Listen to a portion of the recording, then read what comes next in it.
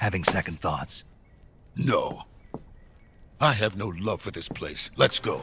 Welcome to MojoPlays, and today we're looking at the most interesting times game developers decided to go backwards. The Office of Naval Intelligence believes deployment of a Spartan team is a gross misallocation of valuable resources. I disagree. Before we begin, we publish new content all week long, so be sure to subscribe and ring the bell to get notified about our latest videos. The Legend of Zelda: Skyward Sword.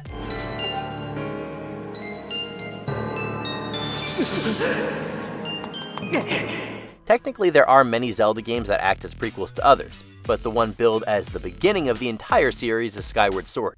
It follows the original Link and Zelda yanked out of their peaceful skybound existence to explore the dangerous surface world.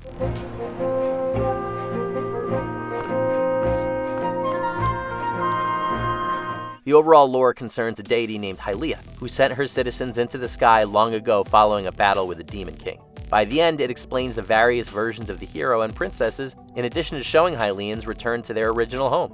While some players took issue with motion controls and the companion, it still featured an engaging villain in some of the franchise's best dungeons.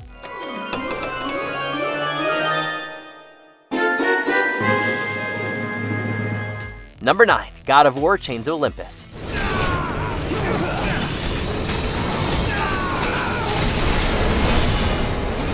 God of War got some solid handheld spin-offs during the Greek era, namely the prequel Chains of Olympus. Prior to gaining vengeance against Ares, this story follows Kratos as he contends with Morpheus, god of dreams.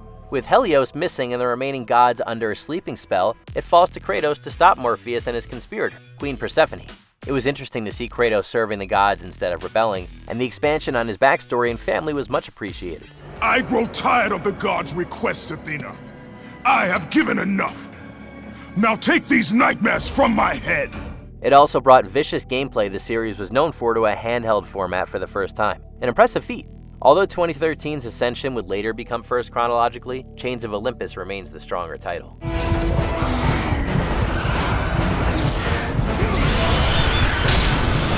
Super Mario World 2: Yoshi's Island.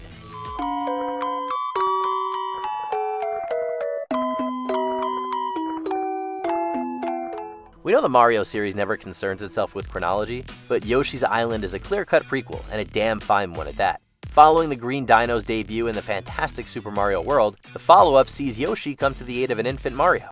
After Luigi's kidnapped by Kamek, Yoshi and his kind carry the future star of the Mushroom Kingdom across dangerous lands.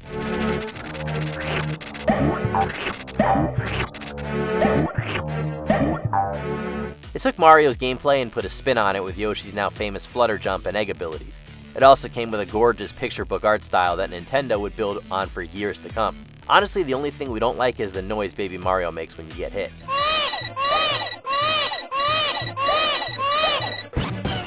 Yakuza 0.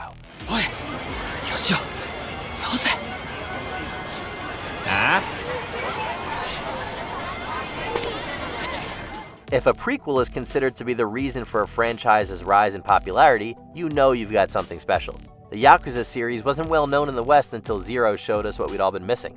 Set 17 years before the original, it brought the series' signature style and humor to late 80s Japan.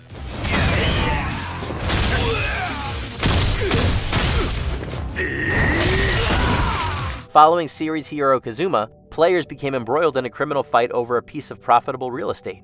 It was great seeing the origins of the franchise, but it also acted as a fantastic jumping-off point for newcomers.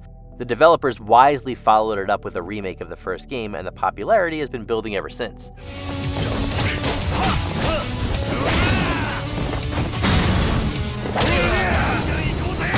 Devil May Cry 3: Dante's Awakening.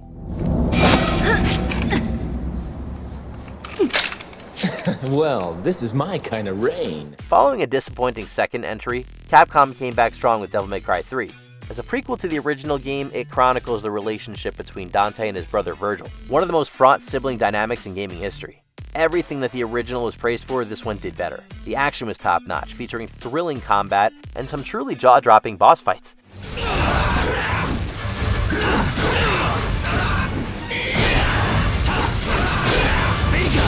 It was the type of game that felt so good to play, you never wanted to put it down. Even when it was beating the crap out of you, not only was it incredibly fun, but it returned the series to its prime.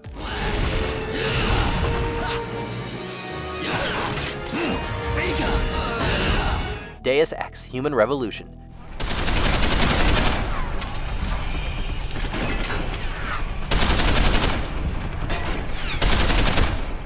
The Deus Ex series has some strong entries, so it says a lot that this prequel may be the best of the bunch. Human Revolution is set 25 years before the events of the first game.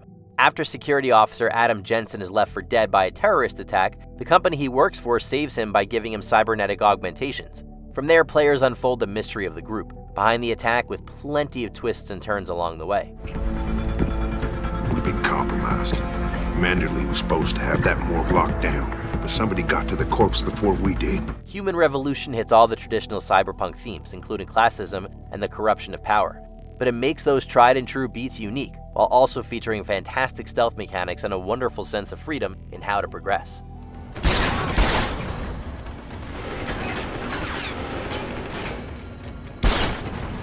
Halo Reach. But we're a team. That lone wolf stuff stays behind. Clear? Got it, sir. The swan song of developer Bungie before it moved on to Disney, Halo Reach couldn't have been any better. Set before the events of the first game, it follows a group of super soldiers in charge of protecting Reach, one of humanity's last colonies in the war against the Alien Covenant. Although knowledge of previous games would tell you Reach won't have a happy ending, it's still thrilling to fight against the inevitable as new recruit Noble 6. Atomic excitement scrambled the signal. 19 million now. Source? Airborne. Close. How close? That close! In fact, it lent the game a more somber tone than what came before it. It was also released during the franchise's undisputable peak, meaning gameplay and design was also first-rate.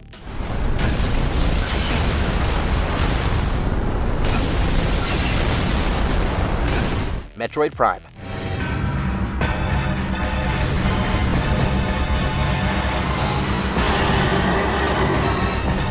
After being absent for 8 years, Metroid finally made the jump to 3D with the brilliant Metroid Prime.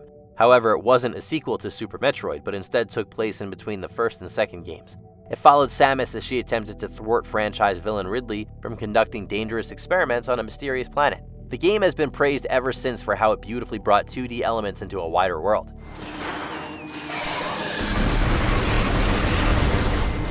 Getting lost on Talon 4 is still one of the most joyous experiences Nintendo has given us. It's no wonder that it got its own sequels, making the gap between the first two games ever larger.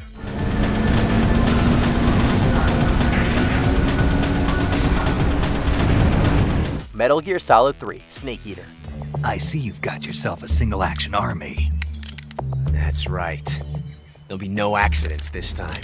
Metal Gear Solid 3 is another prequel that just might be the strongest its series has to offer. Taking place in 1964, 31 years before the original Metal Gear, it follows Operative Naked Snake after he's betrayed by his mentor. With the threat of a Russian superweapon looming over them, players navigate the dense jungles of the Soviet Union to bring the betrayer and her allies to justice. Where'd you get this one? I got it after defecting to the Soviet Union. I don't think so. It's older than that. The stealth gameplay is in top form, with every infiltration mission putting you on edge. The boss fights and villains are also some of the best the franchise has ever seen, and the story hooks you right from the start and never lets go. Snake Eater! Before we unveil our top pick, here are a few honorable mentions. Castlevania 3: Dracula's Curse, a fun expansion on series lore and gameplay.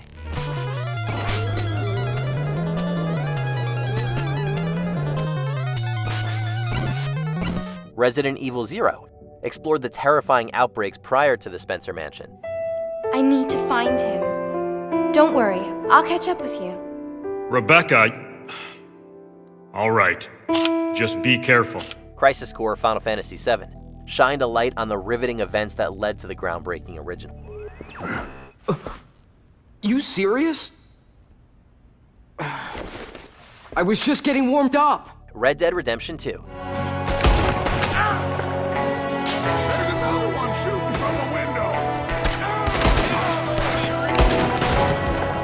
The first Red Dead Redemption was a stellar piece of fiction, with a deep main character and the lore of adventure in the Old West.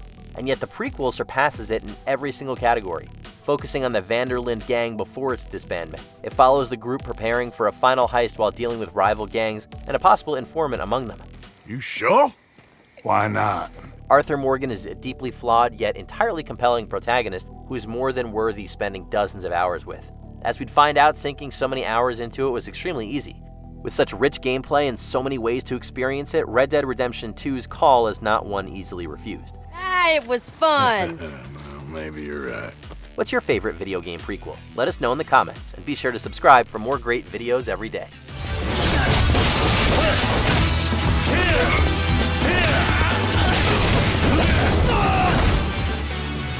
Check out these other great clips from MojoPlays, and be sure to subscribe and ring the bell to get notified about our latest videos.